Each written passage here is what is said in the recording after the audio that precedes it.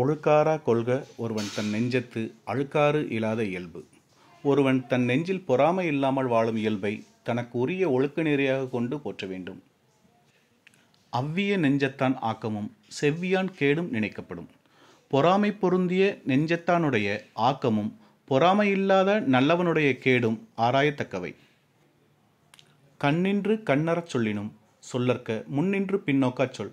எதிரே நின்று கண்ணோட்டம் இல்லாமல் கடுமையாகச் சொன்னாலும் சொல்லலாம். நேரில் இல்லாத போது பின்விளைவை ஆராயாத சொல்லை சொல்லக்கூடாது.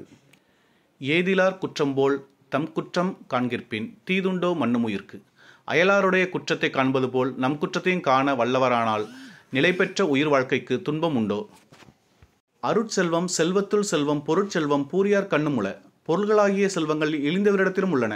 உயர்ந்தவரிடத்தில் மட்டுமே உள்ள அருளாகிய செல்வமே செல்வங்களிலெல்லாம் சிறந்த செல்வமாகும்.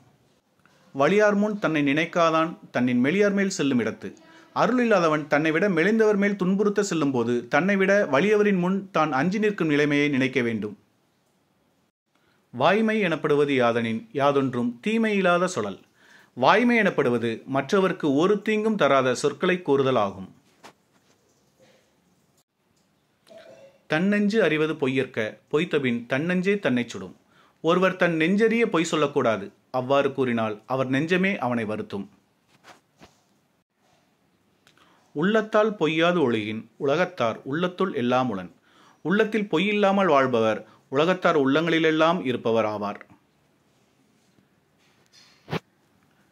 இயற்றலும் ஈட்டலும் காத்தலும் காத்த வகுத்தலும் வல்லது அரசு. பொருள் வரும் வழிகளை அறிதலும் அவ்வழிகளில் பொருள்களை சேர்த்தலும் சேர்த்த பொருளை பாதுகாத்தலும் காத்த பொருளை பயனுள்ள வகையில் திட்டமிட்டு செலவிடுதலும் சிறந்த அரசின் செயலாகும்.